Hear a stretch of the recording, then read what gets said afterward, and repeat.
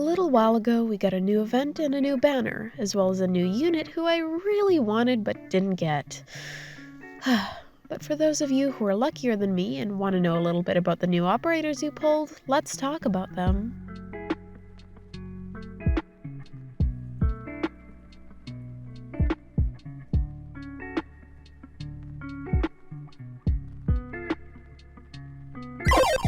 Let me just start off by saying, if you bought the information fragments but still haven't read the Children of Ursus event, please do. It's dark, it's sad, and if you have any of the Berry Girls, it'll make you appreciate them so much more. Definitely my favorite event story so far. Okay, now that that's out of the way, what you really came here for is to know about the new units we got: Podenco, Leonhardt, and Rosa. There's also Absinthe, but she's a welfare, and I'm already working on a video specifically about that. As per usual, I'll be talking about each new operator in order of rarity, but to facilitate things in case you just want to know about one specific unit, I'll leave timestamps in the description just for you. Alright, let's go.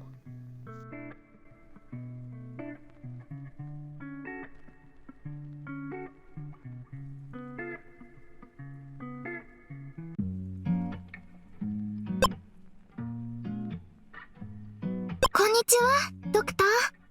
Podenco です。お時間があったら、ドクターも温室に来てください。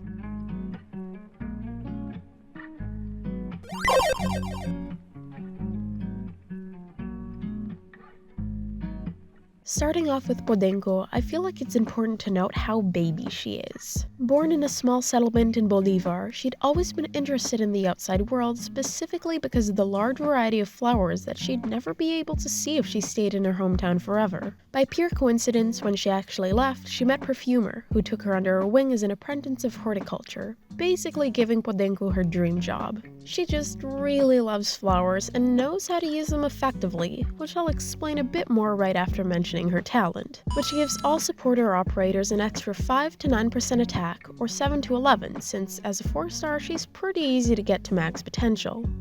Podenco knows the difference between flowers that are bad or good for you, and will use her knowledge of the latter for her first skill. She stops attacking enemies and focuses on healing allies instead. She has the same range as AoE medics do, so it's not inconvenient at all. While doing this, her attack is increased by 30%, which would be 530 at max E1, but ends up being 556 due to her talent. Really solid heal that's even comparable to actual medics, not to mention it lasts 22 seconds and takes 29 to charge, so she can be a pretty consistent healer if needed. So when you promote Podenco to E2, she says this. この小瓶、私が時間をかけて集めた花粉と種がそれぞれ中に入っています。いじるときはガスマスクと手袋をするんですよ。でないと毒にやられちゃうかもしれませんから。And yeah, her skill 2 shows that she knows how to use those poisonous flowers well. She throws out a little spore cluster that lasts for 5 seconds. Any enemies within it are slowed for those 5 seconds, have their special ability sealed, and also receive 60% magic damage for every one of those seconds. On screen, I'm currently showing her E230 stats, but at E160, or I guess E2 level 1, since stats don't change as soon as you promote an operator, she would deal 244 for attack every second, leading up to be 1,220 in total, or actually 1,270 considering her talent at E1, or 1,330 at E2. Podenco is really a full package and can be used in 2 completely different ways. Her being a 4-star is all the better since it's easier to get duplicates and get those sweet potential extras. If you think this archetype of unit seems interesting to play with, leveling her up isn't a bad idea at all. I know mats are a pain to farm, but since she's of a lower rarity, she's much easier to promote.「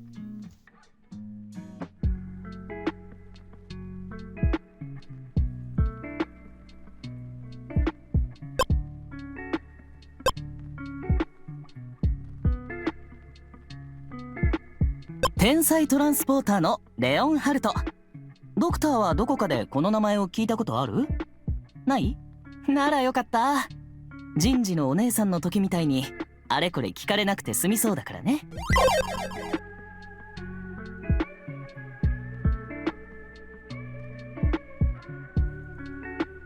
When I first found out about Leonhardt, I didn't really think much about him, but but I kind of started loving him after actually getting him and listening to some of his voice lines. Before I get to talking about what he actually does, I want you to get a good look at what he's wearing. Suspenders, single thigh-high sock, a single earring, ridiculously chunky shoes.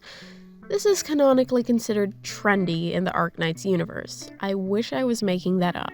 At least he looks pretty cool in his skin and gives off much more catastrophe messenger vibes. I guess scouting out all those catastrophe areas has given him a keen eye when it comes to looking out for danger, as his talent increases his attack by 3 or 4% for each enemy that's in his range.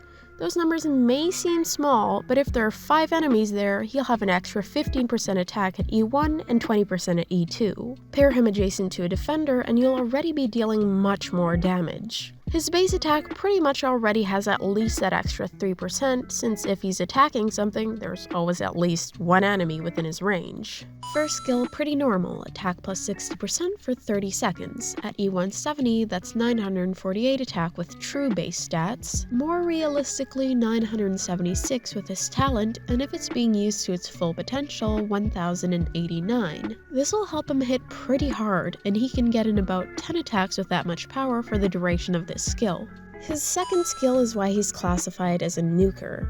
Every 13 seconds, he can increase his range, bump his attack up by 200%, and lessen the amount of magic resistance any enemies within his range will have by 12% for 6 seconds after attacking them. It also holds 2 charges, so that's a very nice bonus. Still using his E1 max attack stats to figure this out, just how much power will he be nuking his enemies with? Well, it'd be 1186 attack without his talent, aka never, and these would be the numbers he'll be doing based on the amount of enemies in his range.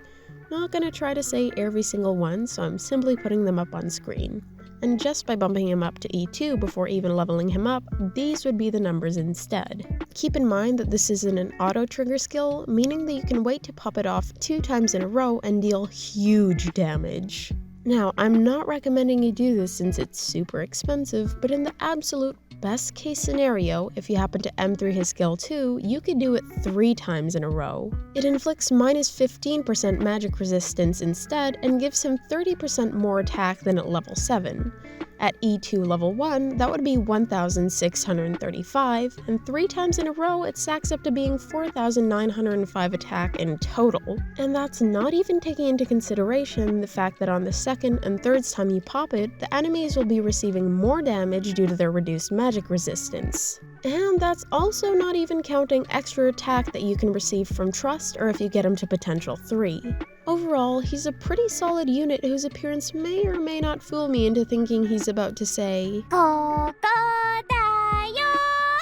And while I think his skill 2 is extremely fun to play with, actually leveling him up depends on whether you need him or not, since you don't want to go into LMD hell for an operator you won't really use. If you already have a Skyfire, he's not really necessary, but at the end of the day, building a unit should depend purely on how much you like them. And if you've vroom-vroomed that motorcycle of his into your heart, you should give him everything you've got, regardless of who you already have.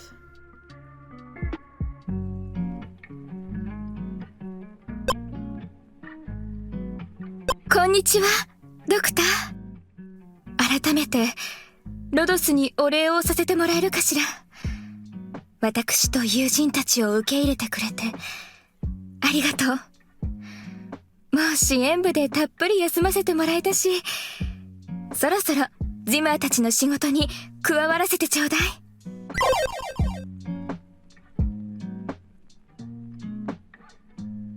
Rosa has been my most wanted unit ever since she came out on CN, and of course, I did manage to get her. From her sophisticated yet powerful design to the voice that honestly gives off ara-ara vibes, how much she cares about the Ursus girls, and the simple fact that she's a bear, I absolutely love her. She comes from a lineage of pure-blooded nobles, but really is trying her best to seem like any other person. She's so sweet and caring and beautiful, and I honestly felt like I got stabbed in the heart when I found out that despite not having an official age, she's probably no older than 16. Rosa is a fairly interesting unit, both because of her more unique range and the fact that she's more focused on the enemy's weight.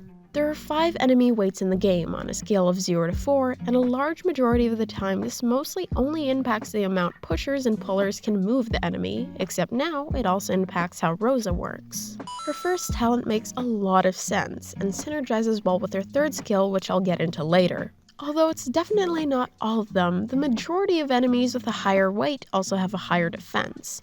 And while that'd usually be a big downfall for snipers, Rosa just ignores 40% of it, or even 60% upon getting her to E2. On the other hand, Talent 2 is more lore-oriented than anything else, granting all the girls from Ursa's student council an extra 8% attack. I'm pretty sure this also applies to herself since she's the student council president, so even if you're not bringing any of the others, you won't be using this talent to its full potential, but she'll still be getting an attack buff for herself. First skill, another attack up by 60% at level 7. At E1 max, this will increase her attack up to 1,369, and I know E2ing a 6-star is absolute hell, but by doing that without even leveling her up yet, it'd be increased to 1,442 because of the new talent. She'll get in about 12 attacks with this huge power boost, and it's pretty close to a 1-to-1 ratio when she can use it and when she can't. Skill 2 is very similar, it increases her attack by the same amount, but she'll also be attacking an additional target. This charging time is quite a bit longer at 80 seconds, although if you take the time to think about it, there's a net positive of attacks while using this skill. It lasts a minute, so she'd get in 25 hits. Oh wait, she attacks 2 targets with this skill, so it's a total of 50 attacks for the duration of it, while she'll only get in about 33 in the time that it takes to charge up. Not the flashiest skill, but really solid. Skill 3 is what ties into her talent, as she fires harpoons at up to 3 enemies of the highest weight, binds them for 7 seconds, as well as dealing damage to them for each of those seconds. It isn't specified how much damage she's dealing every second, so I'll just assume it's her attack plus the increased 10%. But feel free to correct me if I'm wrong, because I'm pretty bad at text interpretation, so I could be completely misunderstanding this part. Assuming that is the case, at E230 her base attack is 913, so with an extra 10% it'd be 1004 or 1084 while taking her talent into consideration. That doesn't really seem like much, especially since even her first skill without being at E2 has more attack power, but she deals that much every second. That leads up to a total of 7,028, and that's to 3 enemies at the same time. And if they weigh 3 or 4, they'll also have their defense reduced by 60%. This is one of those abilities that's definitely worth investing into getting up to M2, not even necessarily M3, for a couple of reasons. First reason, from skill level 1 to 7, the only difference it makes is reducing the SP costs and increasing the duration by a second. The attack is exactly the same, but once you start adding mastery levels on, the attack increases by 5% each time. At M2, she can now hit 4 enemies with this instead of 3, and she has a 20% attack bonus. M3ing it doesn't necessarily add another enemy, but it increases the duration to 8 seconds and the attack bonus to plus 25%.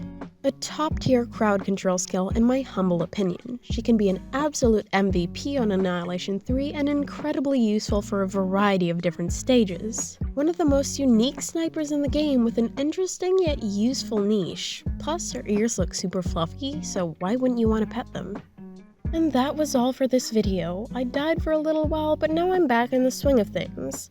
Ironically, it was not because of Genshin. I mean, I've tried to play it, but I can't really do so because my computer can barely run it, making what was supposed to be a chill time into a very stressful one. I know people are starting to consider Arknights a dead game now, but I don't really care. I still really love it and enjoy analyzing operators. And despite how much I actually enjoy Genshin's characters, world, and lore, I feel like talking about something that I have close to zero experience with at the peak of its hype would be pretty dishonest and kinda just clout chasing on my part. Will I make videos on Genshin in the future? Maybe, but that's thinking way too ahead, as I'd actually have to have a good computer or phone that can actually play it. For now, I'll be sticking with Arknights, and I'm happy with that. Also, if you want a character drawn or just want to support me, I have a Ko-fi page now. You can go to ko-fi.com/skeefs, or you can check out the link in the description. Please only do this if you have the means to, because the support you give me simply by watching these videos already makes my day. Despite not uploading for quite a bit, I still managed to get over 300 subscribers subscribers, much closer to 400 at that. And what? How? I appreciate every single one of you, and I'm really glad you enjoy the content I create, and I hope you continue to. Thank you for watching. I'll see you another day.